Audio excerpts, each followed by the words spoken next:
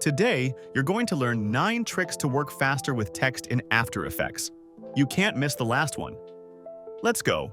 If you want to create fast and effective animations, select the text layer, go to Effects and Presets, Animation Presets, Text, and apply the preset you like the most.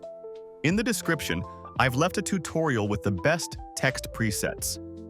Use the source text option in the text panel to change the content without duplicating layers. Simply create a keyframe, move forward in the timeline, and modify any text property. You can change it multiple times to make it more dynamic. To finish the same way we started, you can copy the first keyframe with Ctrl+C and paste it with Ctrl+V.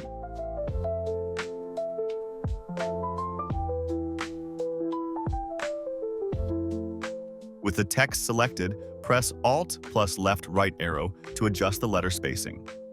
Press Alt plus up down arrow to change the line spacing. In this case, it doesn't work because I have it set to auto. But if you set any other value, it works perfectly. Apply the 4-color gradient effect to create a 4-point gradient in seconds. If you want it to affect only part of the text, create a mask, duplicate the layer with Ctrl+D, and invert the mask on the duplicated layer. To finish, disable the effect on the duplicated text layer.